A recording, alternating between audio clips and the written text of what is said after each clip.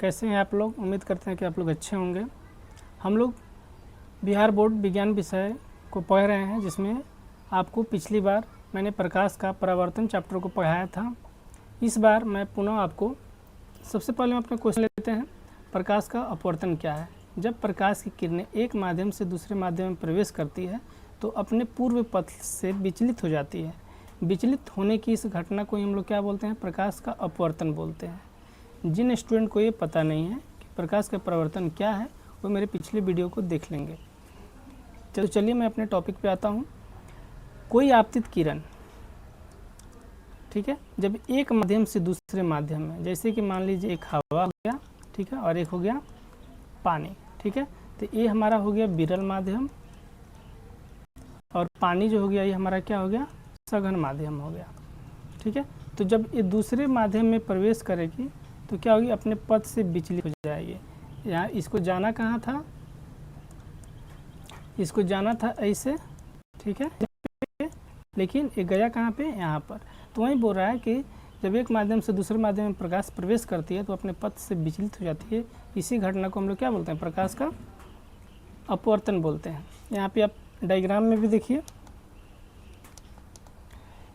आपतित किरण ये वाला हो गया और ये हो गया हमारा अपवर्तित किरण।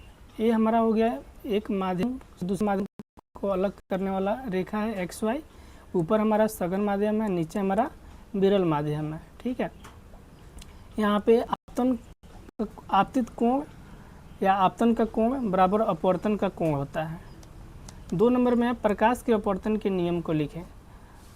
तो प्रकाश के अपवर्तन के मुख्य 2 नियम हैं। एक है आपतित किरण, अपवर्तित किरण और आपतन बिंदु पर डाला गया लंब तीनों एक ही तल में होते हैं। दूसरा क्या है, आपतन कोण और अपवर्तन कोण के बीच जो संबंध बताता है। इस नियम की खोज कब की थी, 1661 ईस्वी में किया गया था। इस नियम के अनुसार किसी खास रंग के प्रकाश के लिए आपतन कोण की जगह साइन I तथा अपवर्तन कोण की जगह साइन R का अनुपात एक नियतांक यानी कि म्यू के बराबर होता है। यानी कि म्यू इक्वल टू क्या होता है, साइन I बटा साइन R, जिसे हम लोग नियम को बोलते हैं, स्नेल का नियम बोलते हैं।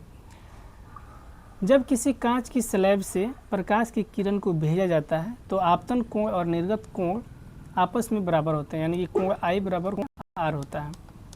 अगला क्वेश्चन आपसे पूछा जा सकता है, अपवर्तक सतह किसे कहते हैं। जिस सतह पर प्रकाश की किरणें आकर अपनी ही माध्यम में लौट जाती है उस सतह को ही अपवर्तक सतह कहते हैं। अगला क्वेश्चन आपसे पूछा जा सकता है, आपतित किरण किसे कहते हैं।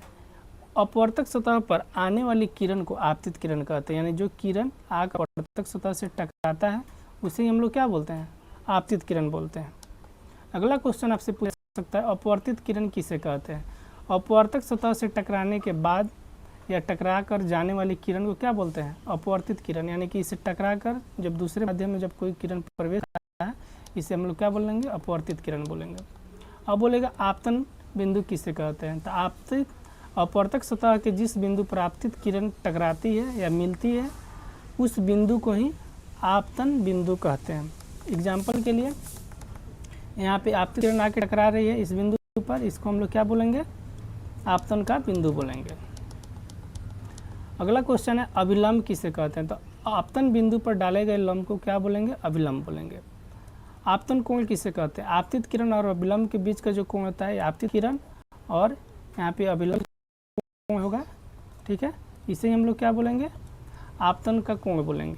अपवर्तन का कोण यानी कि अपवर्तित किरण, यानी कि यहाँ पे जो किरण बाहर निकलेगा और अभिलंब के बीच का जो कोण बनेगा इसको हम लोग क्या बोलेंगे, अपवर्तन का कोण बोलेंगे। अगला क्वेश्चन है, पारदर्शी माध्यम कितने प्रकार के होते हैं। पारदर्शी माध्यम 2 प्रकार के होते हैं, एक विरल माध्यम और एक सघन माध्यम। अब आपसे पूछा जा सकता है, विरल माध्यम क्या है। जिस माध्यम में प्रकाश की चाल अधिक होती है उसे विरल माध्यम कहते हैं। दूसरे शब्दों में, जब एक माध्यम के सापेक्ष दूसरे माध्यम में प्रकाश की चाल अधिक हो तो उस माध्यम को विरल माध्यम कहा जाता है।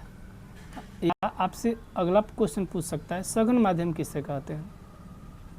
जिस माध्यम में प्रकाश की चाल कम होती है उसे हम लोग क्या बोलते हैं, सघन माध्यम बोलते हैं। या दूसरे शब्द में, जब एक माध्यम के सापेक्ष दूसरे माध्यम में प्रकाश की चाल कम होती है उस माध्यम को सघन माध्यम कहते हैं। जैसे कि हवा में प्रकाश की चाल कितनी होती है, तो 3 लाख किलोमीटर प्रति सेकंड। जल में प्रकाश की चाल कितनी होती है, 2,25,000 किलोमीटर प्रति सेकंड। यहाँ पर हवा जो होगी विरल माध्यम है और जल क्या है, सघन माध्यम हो गया, क्योंकि जल में प्रकाश की चाल क्या है, कम है। अगला एग्जाम्पल लेते हैं, हवा में प्रकाश की चाल कितनी होगी, 3 लाख किलोमीटर प्रति सेकंड, और कांच में प्रकाश की चाल कितनी होती है, 2 लाख किलोमीटर प्रति सेकंड। यहाँ पे हवा विरल माध्यम है और कांच सघन माध्यम है। जब प्रकाश की किरण विरल से सघन माध्यम में प्रवेश करती है तो प्रकाश की किरण अविलंब से मुड़ जाती है, और जब प्रकाश की किरण सघन से विरल, यानी कि यहाँ पे मैं आपको कीजिए कि ये क्या है, कांच है, और ये क्या है, हवा है। आपतित किरण सघन माध्यम में है, विरल माध्यम में है, और अपवर्तित किरण किस में है, सघन माध्यम में है। तो यहाँ पर जो हवा हो गया विरल माध्यम हो गया, और कांच क्या हो गया, सघन माध्यम हो गया। जब सघन माध्यम से विरल माध्यम में जाएगा तो अविलंब से दूर हटेगा, और जब विरल माध्यम से सघन माध्यम में प्रवेश करेगा तो जैसे यहाँ पे अविलंब है और यहाँ पे ये क्या होगा, इससे दूर जाएगा। अगला क्वेश्चन आपसे पूछा जा सकता है, प्रकाश के अपवर्तन होने का क्या कारण है। तो अलग अलग माध्यम में प्रकाश की चाल अलग अलग का होना है। जैसे कि हवा में प्रकाश की चाल कितना है, 3 लाख किलोमीटर प्रति सेकंड। निर्वात में प्रकाश की चाल कितना है, तो उतना ही होती है, 3 लाख किलोमीटर प्रति सेकंड। कांच में प्रकाश की चाल कितनी है, 2 लाख किलोमीटर प्रति सेकंड। जल में प्रकाश की चाल कितनी है, 2,25,000 किलोमीटर प्रति सेकंड। अगला क्वेश्चन है, पार्श्विक विस्थापन क्या है, यह किन 2 बातों पर निर्भर करता है। तो मैं आपको बता दूं, एक डायग्राम की द्वारा समझा रहा हूँ। ये हो गया हमारा आपतित किरण, ठीक है, ये हो गया हमारा अपवर्तित किरण, और ये हो गया निर्गत किरण, ठीक है। मैं इसको अच्छे से समझा रहा हूँ। यहाँ पे हमारा क्या हो गया, अविलंब हो गया, और यहाँ भी हमारा क्या हो गया, अविलंब हो गया, ठीक है। ये किरण आया सघन विरल से किस माध्यम में, और फिर किस माध्यम में चला, विरल माध्यम में चला गया। लेकिन आप यहाँ पे एक चीज़ नोटिस कीजिए कि ये जो किरण है ये इस ऐसे जाना था, लेकिन ये गया कहाँ पे, ऐसे। यही क्या कहलाता है, पार्श्विक विस्थापन कहलाता है। यही क्या कहलाता है, पार्श्विक विस्थापन। अगला क्वेश्चन लेते हैं, यह निम्नलिखित बातों पर निर्भर करता है।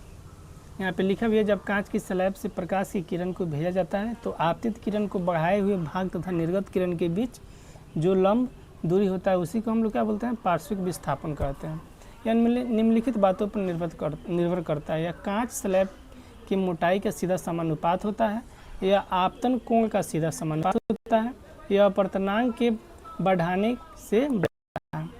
अब यहाँ पे कुछ जो भी पदार्थ हैं उनका अपवर्तनांक दिया गया, जैसे हवा का अपवर्तनांक 1 होता है, बेंजीन का 1.50, नीलम का 1.77, 1.31, क्राउन कांच का 1.52। ऐसे ही सबसे ज़्यादा किसका होता है, हीरा का। यह तरंगदैर्घ्य का व्युत्क्रमानुपाती होता है। यहाँ पे कुछ तरंगदैर्घ्य भी दिया गया है। सबसे ज़्यादा तरंगदैर्घ्य किसका होता है, तो बैगनी रंग का होता है, कितना, 4000 एंगस्ट्रॉम। और सबसे कम किसका होता है, लाल का होता है, कितना, सबसे कम बैगनी का होता है, और सबसे अधिक किसका होता है, लाल का होता है, 6900 एंगस्ट्रॉम या 7500 एंगस्ट्रॉम।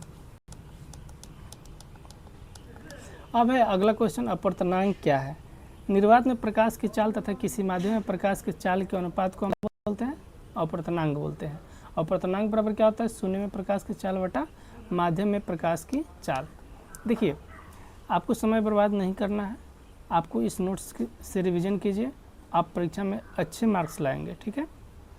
अगर आपको कोई दिक्कत होता है तो आप यहाँ पे कमेंट बॉक्स में आप मुझे बताइए, मैं कोशिश करूँगा कि आपको आपके उस सवाल का जवाब ज़रूर दूँ। आते हैं अपने अगले टॉपिक पे। अपवर्तनांक 1 से कम कभी नहीं हो सकता है। निर्वात का अपवर्तनांक सबसे कम होता है। सबसे अधिक अपवर्तनांक हीरा का होता है, कितना होता है, 2.42 होता है। अपवर्तनांक एक मात्रकहीन राशि है, इसका कोई मात्रक नहीं होता है। अब आपसे अगला क्वेश्चन पूछ सकता है, निरपेक्ष अपवर्तनांक क्या है। किसी माध्यम का अपवर्तनांक निर्वात के सापेक्ष निकलते हैं तो उसे निरपेक्ष अपवर्तनांक कहते हैं। निरपेक्ष अपवर्तनांक क्या है? निर्वात में प्रकाश की चाल बटा किसी माध्यम में प्रकाश की चाल। आपेक्षिक अपवर्तनांक क्या है? दो माध्यमों के निरपेक्ष अपवर्तनांक के अनुपात को आपेक्षिक अपवर्तनांक कहते हैं। माध्यम 1 का अपवर्तनांक को मानते हैं n1 और माध्यम 2 का अपवर्तनांक को क्या मानते हैं? n2। माध्यम 2 का अपवर्तनांक माध्यम 1 के सापेक्ष निकालना है तो सबसे पहले आ जाएगा n21 = n2 बटा n1। अब एक क्वेश्चन यहाँ पे दिया गया है, ये क्वेश्चन इंपॉर्टेंट है, ऑब्जेक्टिव में पूछ दिया जाता है और सब्जेक्टिव में भी पूछ दिया जाता है। क्वेश्चन आपका क्या है? हीरे का अपवर्तनांक 2.4 है, इससे आप क्या समझते हैं? तो इसके आंसर हम लोग देंगे हीरे का अपवर्तनांक 2.42 है, जो कि काफ़ी ज़्यादा है। यह प्रकाशीय माध्यम में सघन होगा तथा इसमें प्रकाश की चाल क्या होगा? कम होगा। अगला क्वेश्चन है, अगला टॉपिक हमारा है क्या? प्रिज्म। ये हमारा प्रिज्म होता है जो किसी सूर्य प्रकाश को कितने रंगों में विभाजित करता है? तो 7 रंगों में विभाजित करता है। सबसे ऊपर कौन सा होता है? लाल रंग। और सबसे अच्छा कौन सा रंग होता है? बैगनी रंग। अब आपसे पूछ सकता है प्रिज्म क्या है? कांच का बना एक ऐसा पारदर्शी माध्यम जो 3 फलकों से घिरा रहता है तथा जिसका कोई 2 फलक आपस में समांतर न हो, प्रिज्म कहलाता है। या दूसरे शब्द में बोल सकते हैं कांच का बना एक ऐसा पारदर्शी माध्यम जो 5 सतहों से घिरा रहता है, क्या कहलाता है? प्रिज्म कहलाता है। प्रिज्म से प्रकाश का अपवर्तन किसे कहते हैं? तो प्रिज्म से 2 त्रिभुजाकार आधार तथा 3 आयताकार पार्श्व पृष्ठ होते हैं। प्रिज्म का कोण किसे कहते हैं? तो जो कोण होता है प्रिज्म में, इसी को हम लोग क्या बोलते हैं? प्रिज्म का कोण बोलते हैं। प्रकाश का वर्ण विक्षेपण क्या है? आपसे अगला क्वेश्चन पूछ सकता है, प्रकाश का वर्ण विक्षेपण क्या है? जब कोई सफ़ेद प्रकाश किसी भी पारदर्शी प्रिज्म से गुजरता है तो वह 7 अलग अलग रंगों में बढ़ जाता है और इसी प्रक्रिया को प्रकाश का वर्ण विक्षेपण कहते हैं। अगर किसी स्टूडेंट को मेरा अगर स्पीड ज़्यादा लग रहा होगा तो आप यूट्यूब के माध्यम से वहाँ पे थोड़ा सा वीडियो को स्लो करके देख लीजिएगा, ठीक है? क्योंकि मैं थोड़ा स्पीड में बोलता हूँ ताकि आपका समय ज़्यादा बर्बाद ना हो और मैं आपको ज़्यादा से ज़्यादा चीज़ें बता सकूँ। अगला क्वेश्चन है, वर्णपट या स्पेक्ट्रम क्या है? प्रकाश के वर्ण विक्षेपण के बाद पर्दे पर 7 रंग प्राप्त होते हैं, वर्णपट या स्पेक्ट्रम कहलाते हैं। यह 2 प्रकार के होते हैं, एक शुद्ध वर्णपट होता है और एक अशुद्ध वर्णपट। तो शुद्ध वर्णपट किसे बोलते हैं? वैसा वर्णपट जिस पर सभी रंग स्पष्ट दिखाई देते हैं, शुद्ध वर्णपट कहलाते हैं। अशुद्ध वर्णपट क्या होता है? वैसा वर्णपट जिस पर सभी रंग स्पष्ट नहीं दिखाई देते हैं, अशुद्ध वर्णपट कहलाते हैं। आप लोग आकाश में देखोगे इंद्रधनुष के बनते हुए कभी भी आपको 7 रंग दिख जाते हैं, ठीक है? लेकिन कभी कभी आपको लगता होगा कि 3 ही रंग है, तो जब 3 रंग आपको लगता होगा कि 3 ही रंग है तो वो हमारा अशुद्ध वर्ण हो गया। और जब 7 रंग को आप लोग पहचान कर सकते हैं तो क्या कहलाएगा? शुद्ध वर्णपट कहलाएगा। बैगनी रंग का तरंगदैर्घ्य सबसे कम होने के कारण इसमें सबसे ज़्यादा विचलन होता है और लाल रंग का तरंगदैर्घ्य सबसे कम होने के कारण इसमें कम विचलन होता है, इसलिए लाल सबसे ऊपर और बैगनी सबसे नीचे होता है। वर्ण विक्षेपण की घटना क्यों होती है? तो इसका आंसर होगा सभी रंगों का तरंगदैर्घ्य अलग अलग रहने के कारण विचलन भी अलग अलग होता है और इसी कारण प्रकाश के वर्ण विक्षेपण की घटना होती है। अगले क्लास में हम लोग पढ़ने वाले हैं लेंस के बारे में, ठीक है? उम्मीद करता हूँ कि आपको क्लास अच्छा लग रहा होगा। आप लोग अपना रिस्पॉन्स ज़रूर दीजिएगा, ठीक है? अगले क्लास में, तब तक के लिए धन्यवाद। आपका दिन शुभ हो।